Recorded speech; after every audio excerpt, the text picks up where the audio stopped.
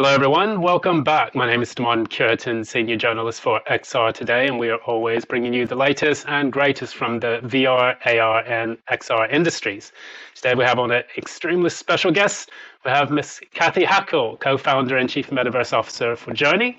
She's also a Web3 strategist, author for Navigating the Metaverse, a speaker, and the titled Godmother of the Metaverse. So, Cathy, it is a absolute pleasure to have you on today, and thanks for joining us. Thrilled to be here. Thanks for having me. Okay, so what we'll do, we'll touch on a lot of different subjects based on your work. We'll go into the metaverse, and then we'll cap it off with an outro. So, should be a very, very interesting conversation for us today. So let's start with the basics. Tell us a little bit about your work. You've got quite an expansive amount of work that you've done throughout your career with working with Web3, the metaverse, and other things. Yeah, so I've been in metaverse related industries for almost 8 years. Started off at a VR startup, a studio that created amazing content with Oculus Story Studio when that existed back in the day. Those were the Yeah. DK1 days. um, but went on to work at HTC Vive as a VR evangelist. I was there as a VR evangelist during their partnership with Steven Spielberg's adaptation of Ready Player One. Then went over to Magic Leap. I was at Magic Leap for almost 2 years as an enterprise strategist, and obviously had a chance to to work with amazing people. And while I was there, Neil Stevenson, the person that coined the term metaverse, was the chief futurist, and it was a really exciting time to be at Magic Leap.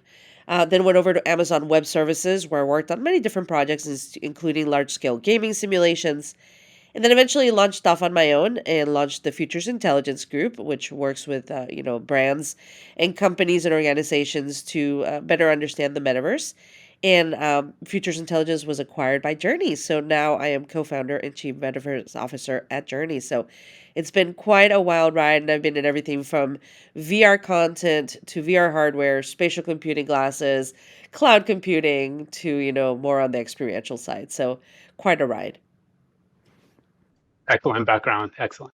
So, yeah, I mean, thanks for sharing that. Yeah, we've looked through the LinkedIn profile, we've seen the books, and it's very, very proud and expansive like history in the metaverse, which I know is going to just take off in so many directions over the next few years as well.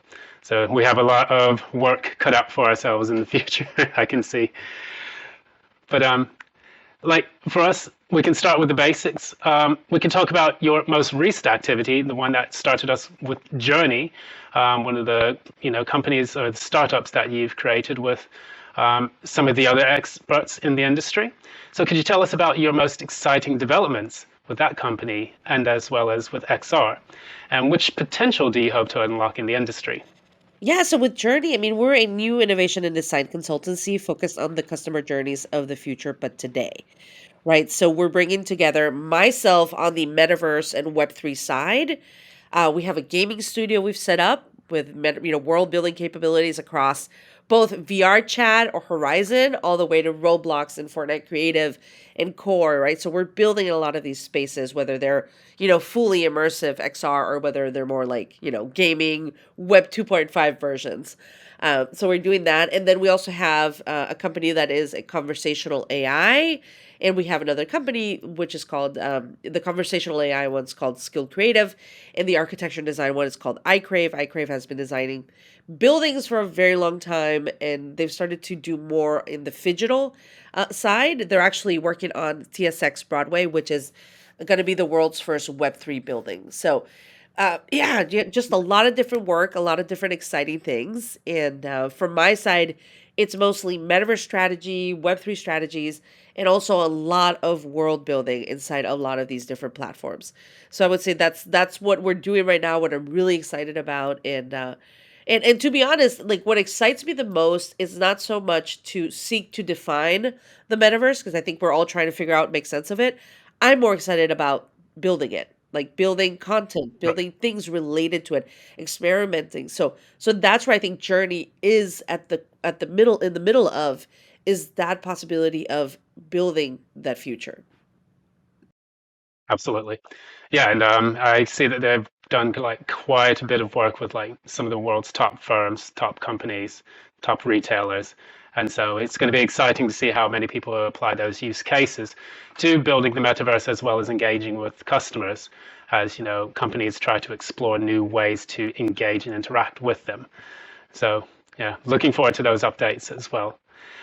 We can actually talk about some of the things related to the meaning of the metaverse. I know that everyone's still struggling with defining what the metaverse is, but in your personal opinion, what do you think is going to be the future of the metaverse, and what is it in your opinion? What does it imply also for the future of humanity? Yeah, that's a big question. What I would say is when I am envisioning and I'm thinking about the metaverse, right? Having the background in VR hardware and spatial computing and cloud computing, I think that what a lot of people tend to do is they over-index thinking Ready Player One virtual reality, right? And while the Oasis had amazing graphics, right, it's a pretty dystopic idea of what the future could be. To me, the metaverse is about virtual shared experiences that happen in virtual spaces, but also in the physical world, right? So to me, it's important that we make sure that when we talk about the metaverse, we also talk about what does this mean for the physical space around us, right? So yeah, and I think that that comes from my time in Magic Leap, understanding spatial computing, understanding that next paradigm, right? That it's coming in XR, which is not only virtual reality, but also the spatial computing side.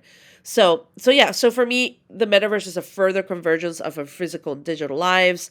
It is about virtual shared experiences that happen in virtual spaces, but also in the physical world. It is enabled by many different technologies. So AR, VR, obviously XR in the umbrella term, our mobile phones, those are all entry points. But, blockchain, NFTs, AI, cloud computing, edge computing. I mean, so many different technologies are enabling technologies. And then I think it's really important that, to mention that the metaverse is not just one company. The metaverse is being built by many different companies in many different ways, from XR startups to, NFT marketplaces to Roblox to Fortnite, to VR chat. Like there's going to be many different components of this. And we're all trying to kind of build towards that future. What does it mean for humanity? I think there is anthropologically a sea change here, a shift, right? In the sense that if we fully converge virtual and physical, what does that mean for work? What does that mean for how we socialize, right? So there are anthropological questions that we should get ahead of. We should start to have conversations about. I do envision a future with wearables, potentially moving away from our phones into glasses. And if we are going to be navigating the world with wearables, right, how are we going to see data? Are we going to be seeing more volumetric video, which I think is something that I'm very excited about, like the evolution of volumetric video and how that's going to be a part of our future. So yeah, anthropologically, I think there's a lot of questions as to what does qualify as work, right? How do we socialize? So yeah, I think there's going to be a lot in between, but I do think some component of the future has to do with wearables and what comes after the mobile phone.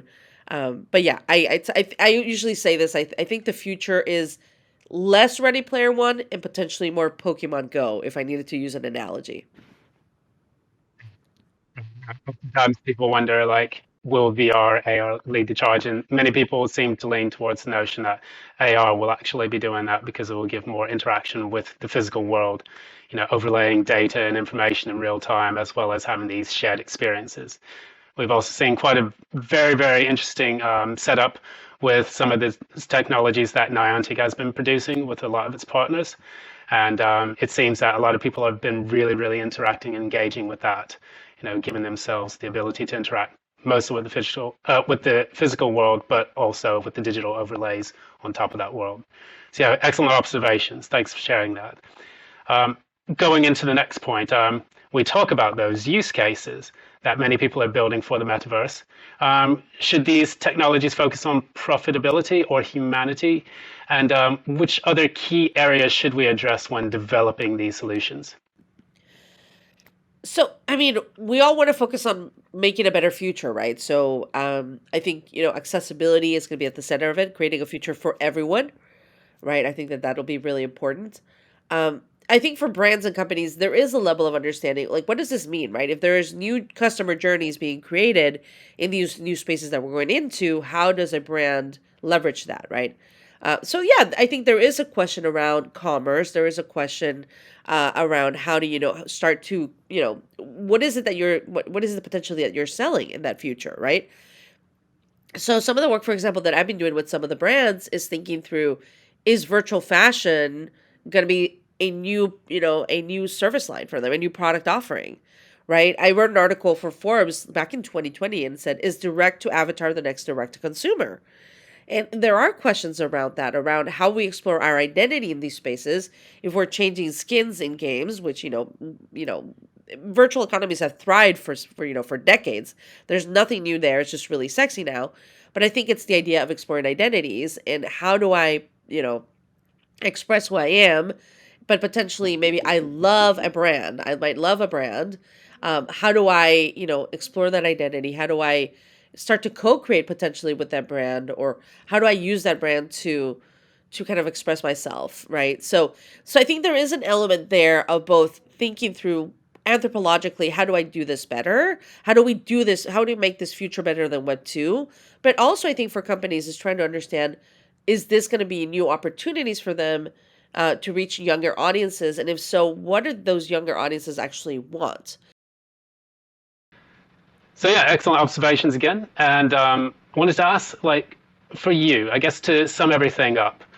Now we see a lot of different acquisitions over the last few months, including Microsoft Activision, Sony Bungie, ByteDance, Pico, and Niantic, and Eighth Wall. Now, what trends do you see developing on the subject of serious gaming? Um, what do you think serious gaming implies, and how will it help with future XR infrastructure? So this is what I would say. Like, if you look at the trends right now, like everything that's happening, you mentioned Activision Blizzard. Um, I find it interesting that at some point in the tech industry, every company wanted to be a tech company, right? Every company would say, "We're a tech company." I'm almost seeing a little bit of that happen, where every company is starting to be a gaming company, like Peloton getting into gaming, Netflix getting into gaming. Like it's this really interesting moment where gaming is taken seriously, right? It stopped being fun in games, and now it's big business, right? So I think I find that quite interesting as we head into that future. When I look at some of the things that that we might see down the line, I mean, and I've said this before, I said this to CNBC, is like I could potentially see a company like Niantic or a company like Epic going public, possibly not right now because the market's not great, but in the next, maybe 18 months or something like that, depending on the markets, right?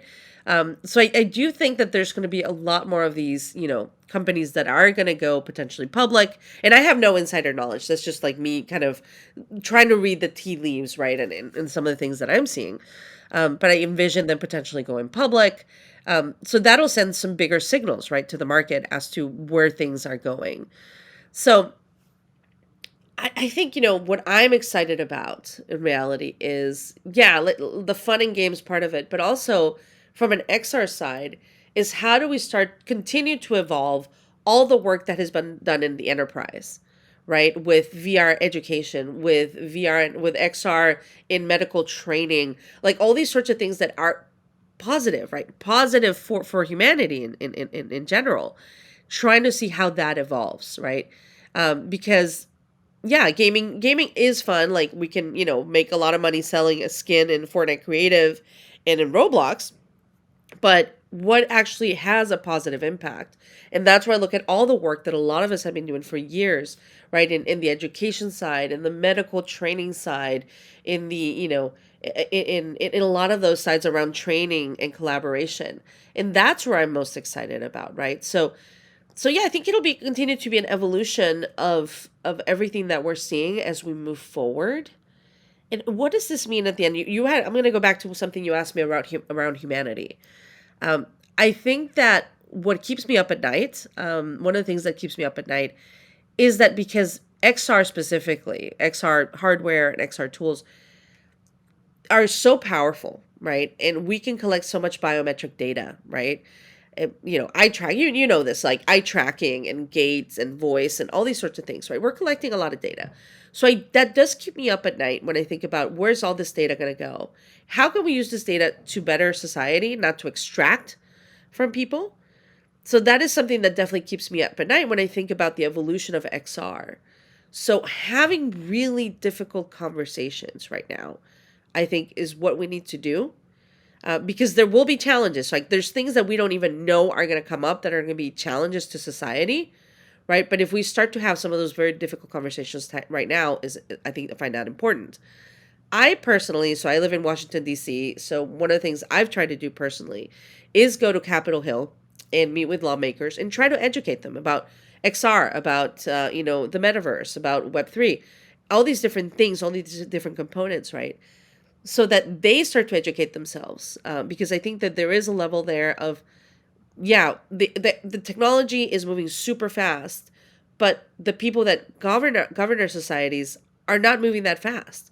So we ourselves need to help educate them, so that so that we get to the point where they're more educated, and it'll just be better. Like what I don't want to happen is for us to get back to that moment in US Congress where Mark Zuckerberg is sitting there and says, "Senator, we sell ads." That's been their business model since inception, right? So I think it's important to educate people so that we don't get to that point where like, oh, the metaverse, what was that? No, the metaverse is being created right now, and they need to be involved with that right now and understand, the different things that are happening. So yeah, I mean, I went off on a tangent, but I just feel that there's so many great things XR has done. We need to focus on that betterment of society, but also at the same time have these really hard conversations, because it's not all about commerce. It's not all about acquisitions and IPOs. It's how do we make this a better future for our kids, knowing what we know today. Absolutely. Wonderful observations as always. And thanks so much for your time and everything. And all the best to you in the future of your work. We do appreciate it. Thank you so much. Okay, everyone, that was once again Cathy Hackl, co-founder and chief metaverse officer at Journey, Web3 strategist, author of Navigating the Metaverse, speaker, Godmother, the Metaverse, and so much more. Once again, this is Cureton, senior journalist for XR Today. If you would like to join us on our social media websites, please join us at the XR News hashtag at Twitter, LinkedIn, and Facebook. Thanks so much for joining us today, and have a lovely time. Bye now.